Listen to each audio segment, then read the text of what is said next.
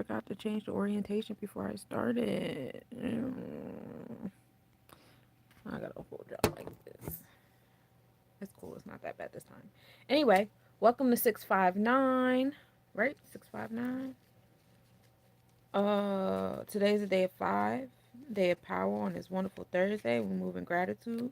I do this ahead of time, so I'm aware that it's Hump Day Wednesday. However, I know we're doing the mathematics for Thursday, preparing you guys for the mañana. Um, so Thursday is a day of 5. It's a day of power. Confidence and courageousness is key there. Um, what else is key there?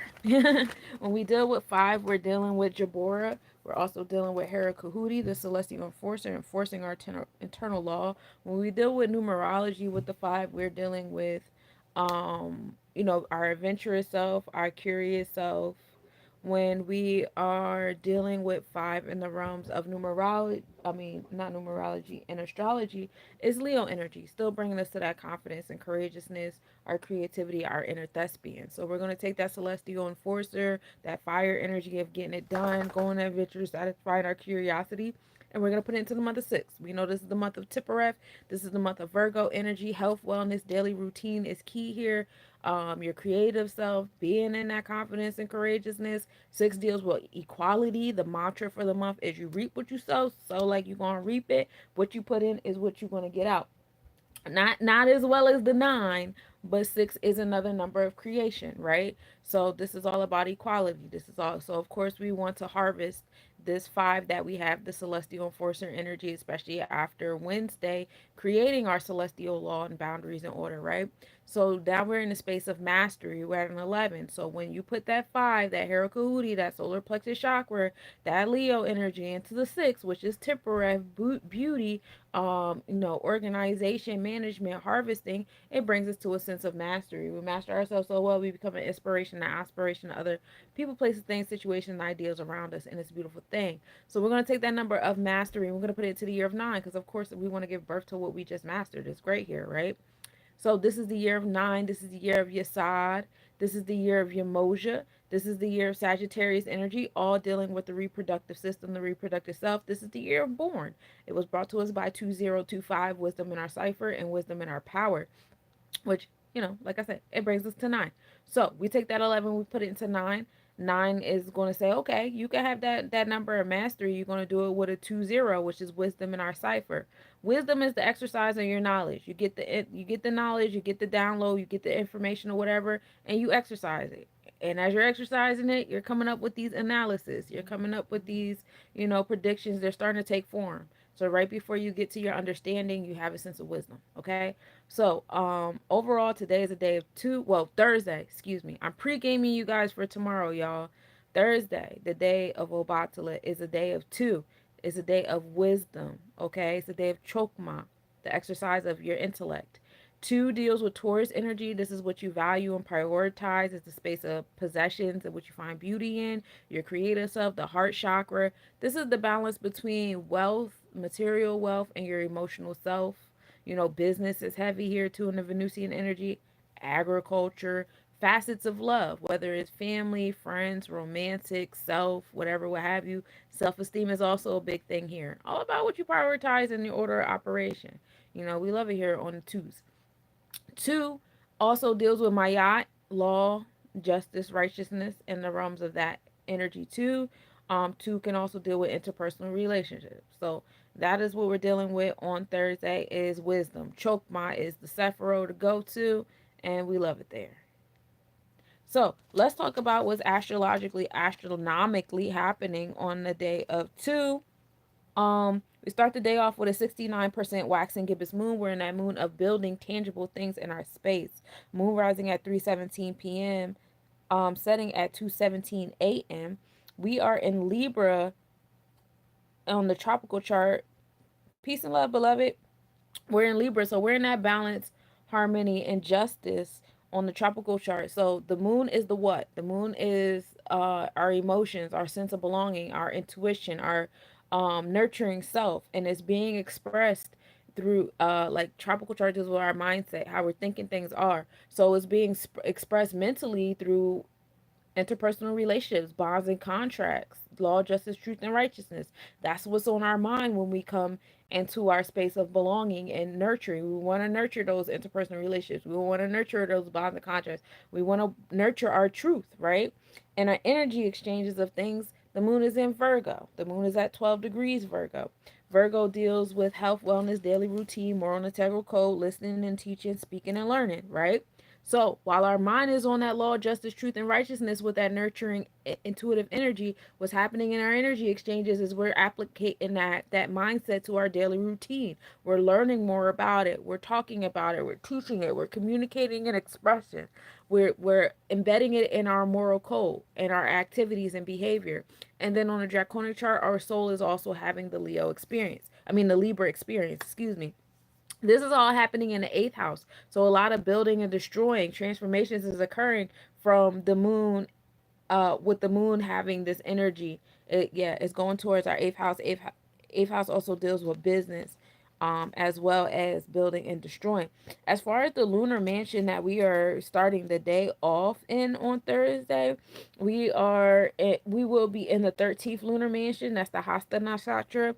Some positive traits is being liberal, wise, humorous, pleasant, attractive, generous. Some negative traits being restless, emotionally unsettled, mistrustful, nasty, and addictive. Let me scroll down on this page over here. Mm-mm-mm. Almost there. We're almost there now.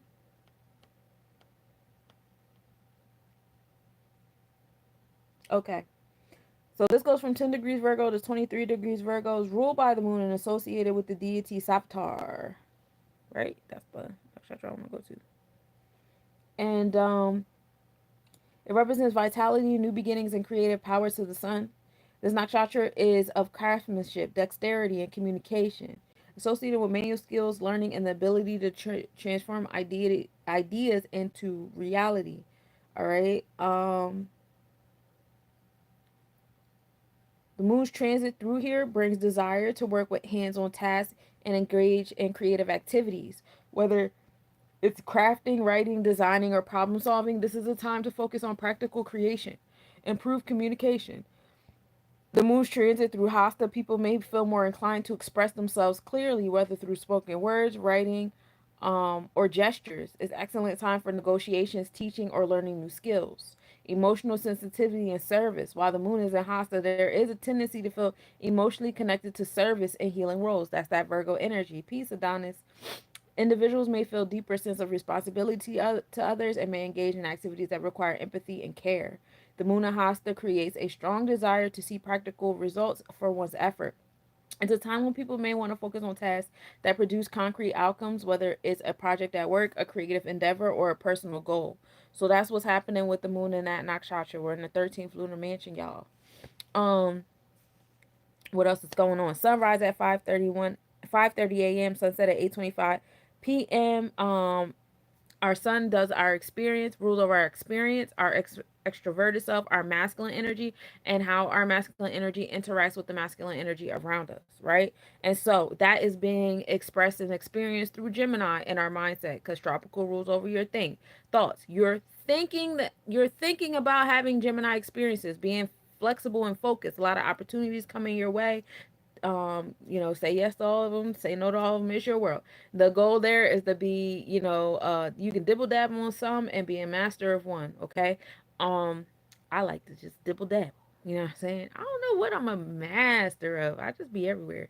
um but yeah, so also with this energy of Gemini's community and communication, definitely some light traveling, familial connections, like the cousins and the grandparents and all that stuff like that. And so that's where our thoughts are. Our thoughts are having Gemini type experiences. We're planning some light trips. We're, working on our intellect. We're seeing in what ways we could be flexible and what ways we could be focused, right?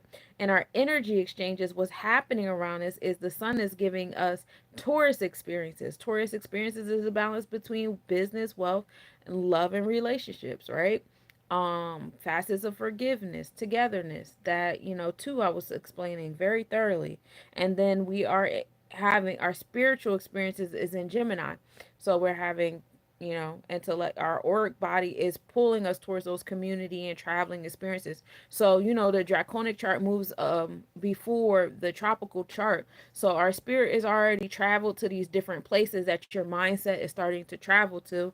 And soon when the sun enters Gemini energy, your body will follow, right? All this is going to fourth house. Remember, we're in the year of Yasad, Yamoja, Cancer energy. So the sun is sitting in that fourth house of home and family, sense of belonging. All energies that are ruled by Cancer energy. The celestial womb, the divine womb. Ashe.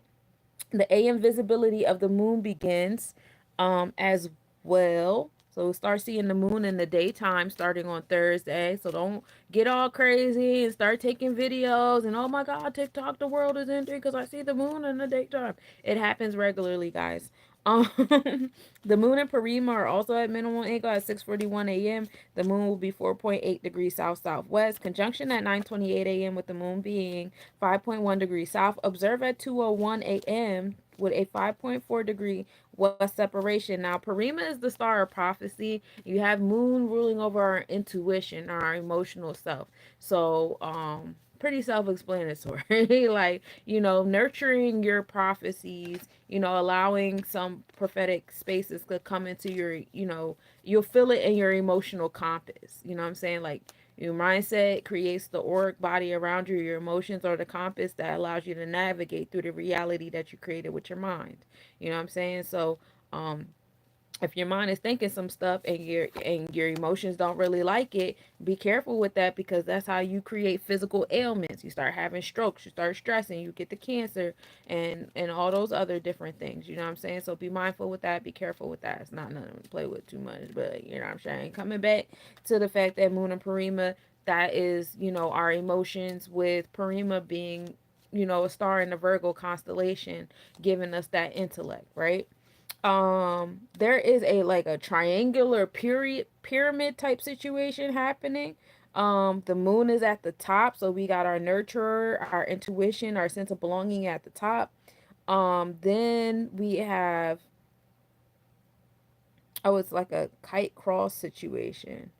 Okay, so it could be seen as a triangular pyramid or it could be seen as a kite or a cross, but you got the moon up there, then you got Saturn at opposition in Pisces energy.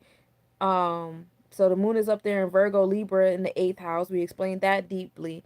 And that's in opposition of Saturn, which is in Aries, Pisces energy. Aries being that space of new beginnings, being methodical, enforcing what Saturn is. Saturn is the challenges that come into our space that give us the discipline and the order that we need. How we obtain our basic resources for survival, stuff like that, right?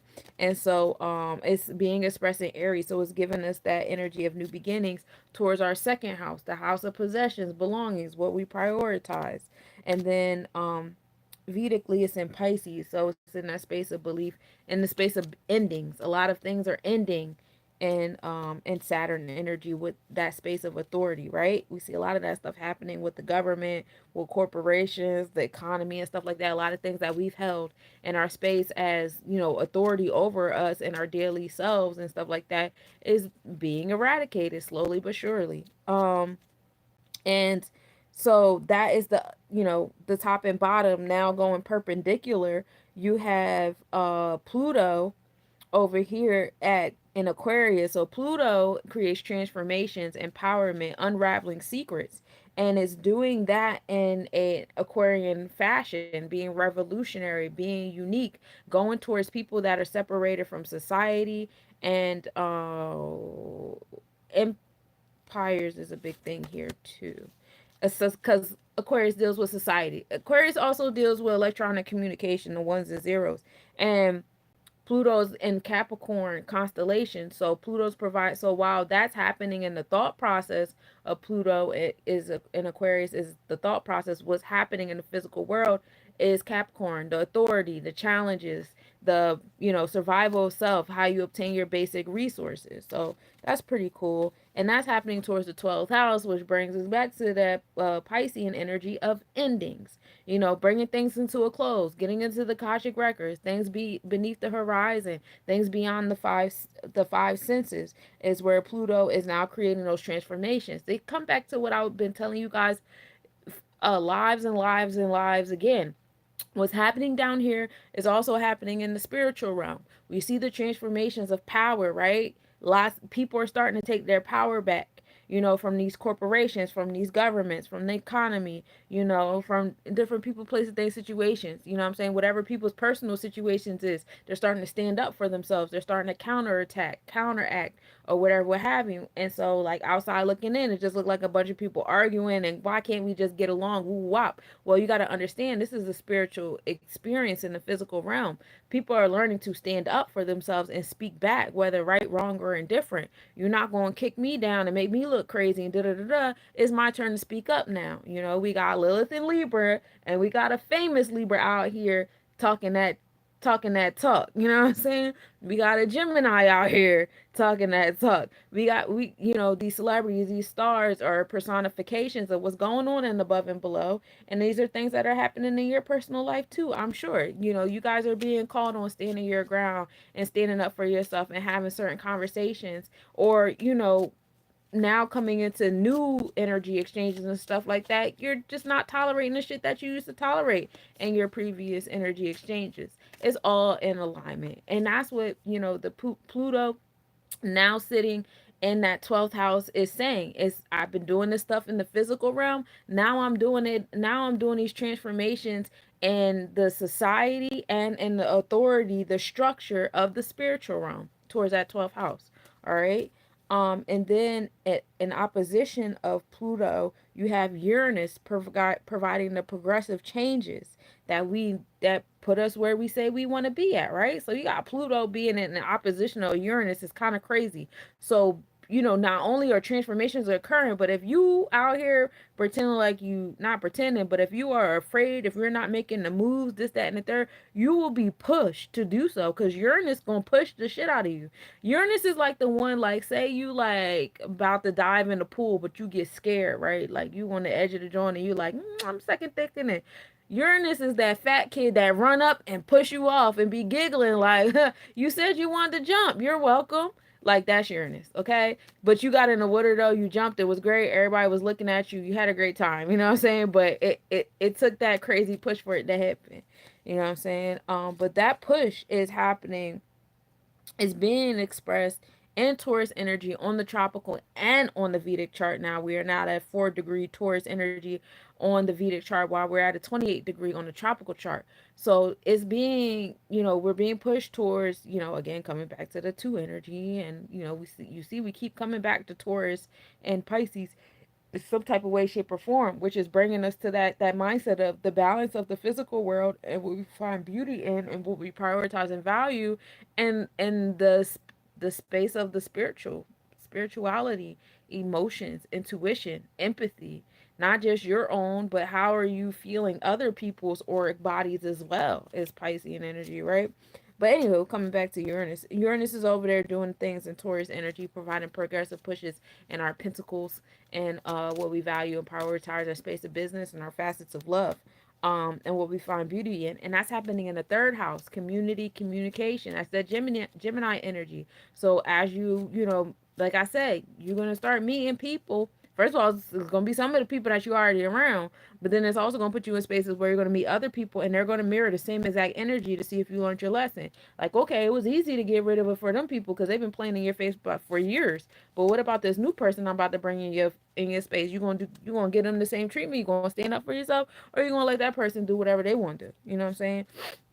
So that's the kite or the cross, situation that we have in the cosmos today. For my spellcasters out there, if y'all want to utilize that for any type of reason, situation, or whatever, it's up to you which part you want to be the top or the focal point or whatever have you, or you want just all 4 of them equally. You got the moon, Uranus, and Saturn, and Pluto, and they're just doing big things. I really like that. It's pretty cool. I might use that. Like, oh, I might use that later on tonight. The MT Globular Cluster in Ophiuchus constellation is at the highest point at midheaven tonight. Well, at midnight in like an hour and 15 minutes. Mercury also enters Draconic Cancer today at 5 p.m. EST. Mercury deals with our decision making mind, how we listen, how we speak, how we teach, how we learn, our routine, rituals, schedules, behaviors, self management, being of service, how we harvest things into our space, all those things like that, right? And draconic energy is the spiritual experience. So the spiritual experience with the decision making skills is entering Cancer, nurturing, going inward, intuitive energy. Third eye vibes is heavy here. So, when it comes to the decision makings, go with your spirit as a collective, spiritually speaking. Spiritually speaking. Also nurturing home and family, making some decisions about, you know, your personal self, how you want to be nurtured, how you want to nurture others is a thing here as well. Also, utilizing more of your intuition and more of your spiritual self to make decisions rather than doing it intellectually all the time with Mercury entering that energy. Now, I know Mercury is still in Gemini constellation, so the events around us is still putting us in that intellectual decision making energy. However, our aura has already moved forward into Cancer. Eventually, Mercury will be in Cancer constellation. Just give grace and just, we thank our aura for already walking in those rooms and doing the work and breaking the ceiling and whatever, what have you, before we even get there. It's fun. Also Mars enters draconic Virgo. Again, draconic energy is our spiritual experience. That also happens at 5 p.m. EST. Mars deals with our solar plexus chakra, our Hera Kahuti, our celestial enforcer, which is cool because we start the day on a 5, don't we? So we have, that energy saying, we're enforcing things on a spiritual level is being enforced into that decision making space, and the decision making space is going into Cancer energy. It's time to nurture. So that's like a nice little sentence happening there. Motivation is happening towards being of service. Our spiritual self wants to be of service. Our spiritual self is motivated to our spiritual, like Mars, solar plexus chakra, our motivation, our ambition, the trigger, where our confidence and courageousness is going towards being of service, going towards management, organization, going towards making decisions and things like that. That's what's happening with Mars entering the draconic Virgo. I had to the words be like this in my head, and I be having to okay, I didn't like the way that first sentence came out, so I had to repeat it. But yeah, so that's what we have astrologically, astronomically happening today, and that's fun, right? That sounds like good stuff. Anything out there stood out to you? Um, as far as the planetary numbers go, what time is it? Okay, I got a couple more minutes. So on Thursday, we start the day off. Jupiter rules over Thursday. Y'all know that. Jupiter rules over the sacral chakra. This is our joy, our generosity, expansion, long term planning, business. Wisdom from the oracle and stages is on Jupiter. According to the Chaldean order, Jupiter's hours are from 12 a.m. to 1 a.m., 7 a.m. to 8 a.m., 2 p.m. to 3 p.m., and 9 p.m. to 10 p.m. Mars is the next. Mars deals with our solar plexus chakra, our ambition, our assertive self. During the hours of Mars, you might, want to go work out, exert some energy, especially if you guys are having your Mars return. Mars might feel a little, and also, these might be the hours where you just want to do some gut health type things. Like Jupiter hours, you might want to do some nervous system healing or some womb healing, because between, the nerves and, the reproductive organs, that's what Jupiter rules over. Now during Mars, you might want to do some gut health. You might want to go fast. Might want to break fast. You might want to intentionally ingest certain things, or exercise, work out, and burn out some of that fire in your gut, whatever, what have you. But Mars hours are from 1 a.m. to 2 a.m., 8 a.m. to 9 a.m., 3 p.m. to 4 p.m., and 10 p.m. to 11 p.m.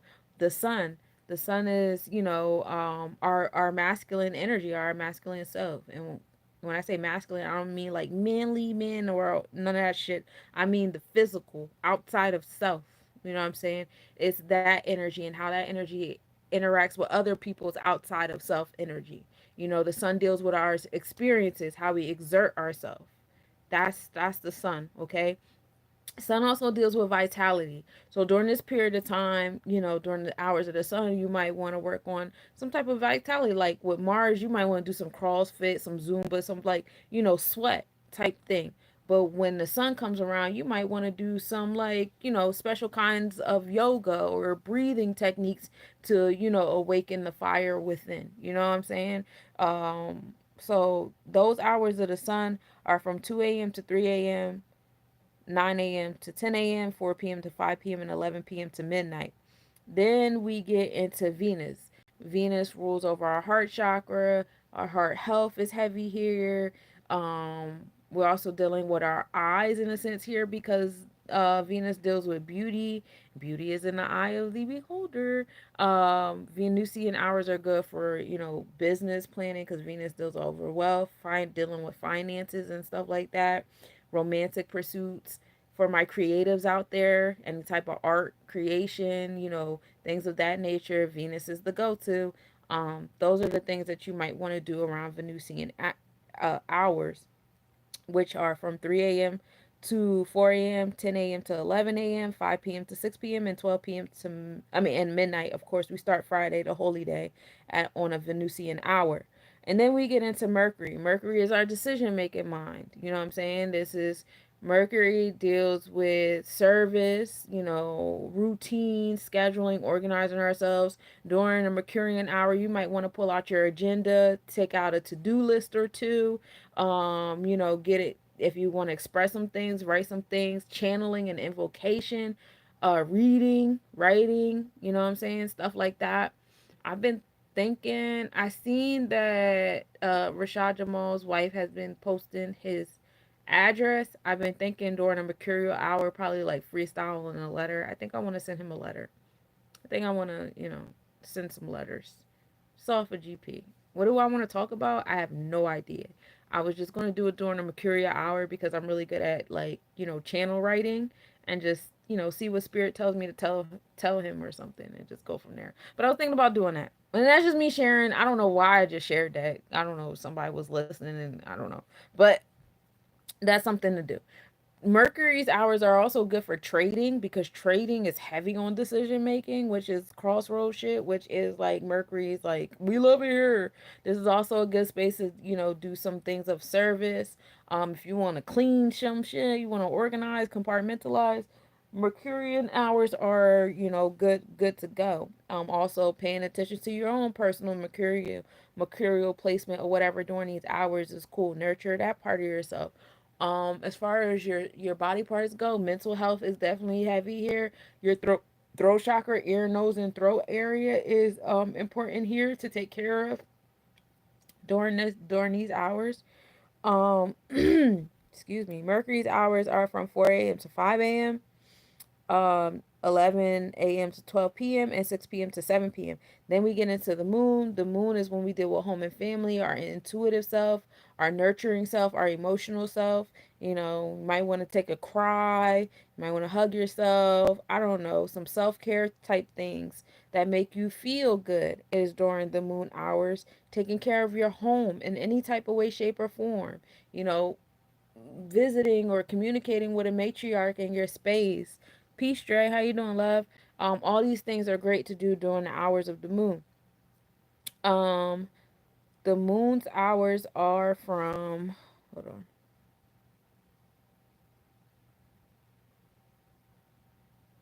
5 a.m. to 6 a.m., 12 p.m. to 1 p.m., and 7 p.m. to 8 p.m. And then last but certainly not least, we get into Saturn. Saturn's hours are great for planning and organizing, but we're more so putting like limitations and restrictions. We're trying to circumvent some of the challenges that we may come across, things of that nature along our path. You know, engaging in some type of disciplinary type things. Like whenever I think of that in the realms of like what to do, I got like this thing in my neck right here, and I just need to like punch it out. Like I wish it was just easy to like just squeeze it out like a pimple or something. But I had this knot in my neck for like mad days. It's gotten smaller, but it's still there, and I feel it, and I just want to pop it. I don't know how to pop it. You say you too? Oh my god, what is that? Like, why can't I just pop that shit? But yeah, whenever I think of Saturn and I think of like the discipline and the order, I always think of like Tai Chi or some shit like that, like jujitsu. Let's get into some Aikido or whatever. My shoulders be clicking and everything. Really? Okay, me and my shoulders been cool, but it's really just been like this area. No, you know what? There was a period of time where it was like this, but today, thank God, it has just like shrunk to this part of my neck, and I just need this last little bit to just go on and go on what you gotta go on. Like if it's something I need to do, I'm gonna need you to be a little bit more clear than that. I need you to write me a letter. The fuck. But Saturn deals with, no, I'm just playing, because when I say stuff like that, like y'all just start getting real extreme. I'm good. I get the message. I got it.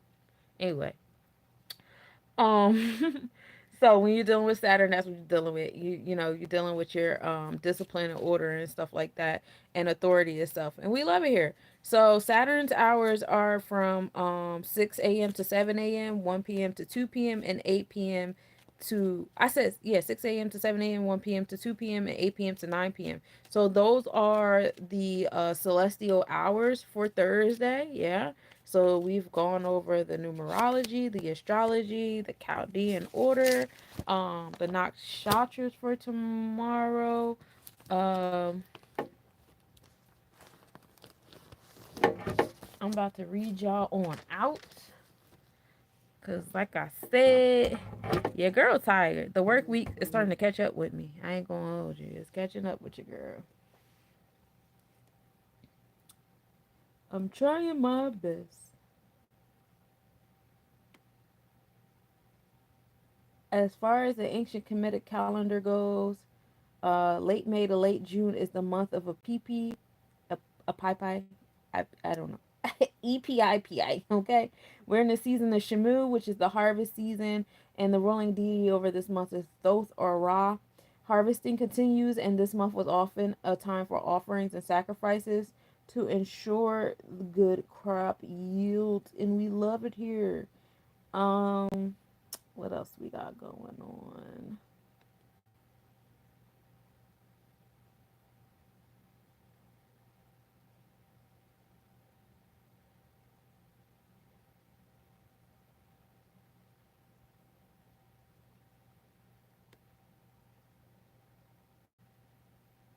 We are now in the month of Sivan. As far as the Hebrew calendar goes, the key holiday during this month, which we just had over the weekend, was Shavuot, celebrating the giving of the Torah at Mount Sinai, and that's why we are currently reading the Torah together. Um, Sivan is harvest. Sivan is associated with the giving of the Torah at Mount Sinai. It is the month of Shavuot, which celebrates the receiving of the Torah. I'm going to say that 3 times, I guess. And the establishment of the covenant between God and the Jewish people. It is also the month of harvest and ingathering. So commemoration.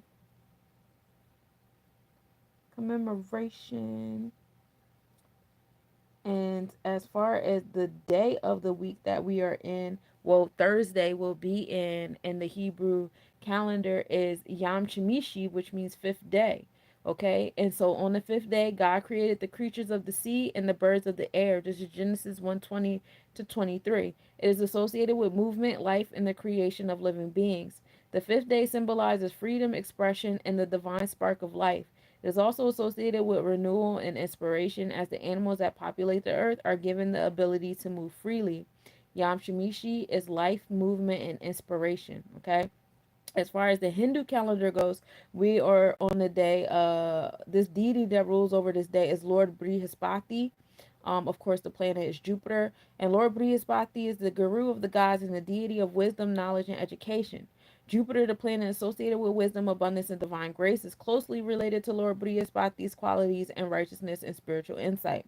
Thursdays are dedicated to seeking blessings for knowledge, spiritual progress, and wisdom. It is considered an auspicious day for prayers and rituals related to learning, prosperity, and inner growth. People also observe fasting on Thursdays and may donate yellow colored items, which is associated with Jupiter, so be mindful of the odds. And when we get into the Hindu calendar, we are in the month of Mithuna, which is Gemini twins, which is ruled by air and Mercury. Of course, being intelligent, communicative, adaptable, and curious, Geminis are social, love variety, and often find themselves juggling multiple interests or tasks at once. Okay, Lord Vishnu rules over this energy, And Vishnu is the preserver of the universe and associated with adaptability, balance, and communication, which resonates with Gemini's versatility and communicative nature. As far as the, Vedic calendar goes, we're still in that energy of Vrisha, Vrishaba, which is the bull, ruled by Earth and Venus, being practical, reliable, sensual, and determined. Tauruses are value security, comfort, and material wealth. They are known for their strong will and perseverance or persistence. Lord Shiva rules over this energy, is often depicted with a bull representing stability, strength, and transformation. His energy reflects Taurus' grounded, strong, and protective qualities. Um, okay, cool. So we went over the Hindu, the Hebrew, and the ancient Kemetic calendar. And so let me read y'all out, y'all. So the theme for today is ashwagandha, purpose. Ooh, ear. On this day of 5 path of 2, we are focused on our purpose. And I like we got the sun and moon together, and they're so cute. We love it here. See, look. We're gonna focus on our south node because that's the one going downward, right? That's that's the downward one. I'll be getting the north node and the south node symbol mixed up, so let me know. But it's a node in the moon. So aligning the nurturing, the intuition, having insight on that path. You know what I'm saying, to bring you into your purpose. Ashwagandha is the herb here, like how they have the sun and the moon, your experience, your extroverted self, what's your intuition, intuitive stuff. And that's what I was talking about earlier today too. The sun is giving us Gemini experiences. It's giving us those intellectual experiences, showing us our mindset, where our mind is at, and we're allowing our emotions, our heart to be the compass throughout that mindset. And the sun is giving us experiences to show us, like, this is how you've been navigating through this. You know what I'm saying? This is the reality your mind is giving you. Is it focused enough? Is it too fickle? Where is it at for you? I pulled a reverse 6 of cups, which is kind of crazy, but you see my man's he's a little angry, and he got some ungrateful people behind him. 6 deals with being of service and harvesting, and it just seems to be some inequality here. You know what I'm saying? I don't want to give to y'all no more, and y'all always asking for shit, and y'all don't never like just do it for yourself. It's just like a lot of complaining and emptiness here in the realms of emotions. So we got to work on our emotional compass. A lot of people have not been, tapped into our emotions and allowing ourselves to feel the things and allowing our feelings to guide the way. We want to have intellectual experiences, and we want to navigate intellectually. And intellect upon intellect gets real sticky, especially because our intellect is easily manipulated because it can be conditioned. It can, fall under the influence of propaganda, all those different things like that. So be mindful. You can convince somebody's mindset to do some shit, but their emotions will still tell them this is not what I want to do.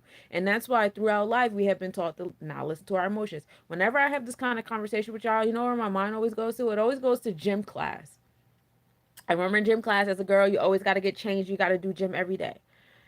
Now at my big age, I don't want to do gym every day. If it's that time of the month, I don't feel like it. See how I said I don't feel like it? Did I say I don't know like it? That doesn't even make sense. Does anybody ever say that? I don't know like it. No. We always say I don't feel like it or I feel like it. So even like in that cliche of a statement, we are recognizing that it is our emotions that navigate us through our experiences. Okay, our mind creates the experiences, our emotions navigate through them. Now, are you going to ignore your emotions? Yeah, a lot of y'all do. Y'all don't feel like it, but you'll do it anyway because you'll allow your intellect to be the compass. Like, I know I don't feel like it, but I also know da da da da da da, more mind shit, more mind shit, more mind shit. So we're not going to allow our emotions to be the compass, and we're going to tell our mind to be the compass, and our mind's going to do the things. And because our mind has been manipulated into thinking, oh, if I think it and I let my mind be the compass, then that's being mature. That's being responsible. You know what I'm saying? That's being all these things. Okay, I guess. But if we live the way we naturally wanted to live, you know what I'm saying? The way we feel is the right way, it would be way different. It would be way different. You'd be surprised how many details of your everyday life is conditioned and under propaganda, and it's just a bunch of shit that you would never naturally do if it wasn't somebody molding your brain to do so. You understand? So that's what I got there. Poo poo. Get these motherfuckers off your back. Stop letting people ask you for stuff all the time. So you can stop walking around with a nasty attitude. But it's not always your purpose. You know what I'm saying? It's just an imbalance in being service. We could always do it upright. Like, man's is proud. He's pouring in a cup. They're grateful for what they have in their cup. They also have the capacity to do for themselves. It's like a really nice emotional balance here of harvesting. But right now we're a little imbalanced, and that's okay. And why are we? Because the magician card was in reverse too. We're not utilizing our elements. I gave you guys a whole like cross kite to use in the sky today. I highly suggest y'all use that. What I put in the astrological report today, that I behoove you to use it or whatever. But utilize your elements, utilize your resources. You know what I'm saying? You have all four elements within. It's not always external things, it's within. That's why you have the sun and the moon. Go within as well. Experience your experiences, but navigate through them from within. Don't forget, within, inside. So, that's where you have your four elements, and you could utilize them so you could upright that and, move in your purpose. Then, what parts of self should we focus on this wonderful day of Thursday? We should focus on the wheel of fortune, and I love that. The wheel of fortune is trusting the process. The wheel of fortune also, if you guys ever paid attention to the card, it also has all four elements on it. It has the four letters on it.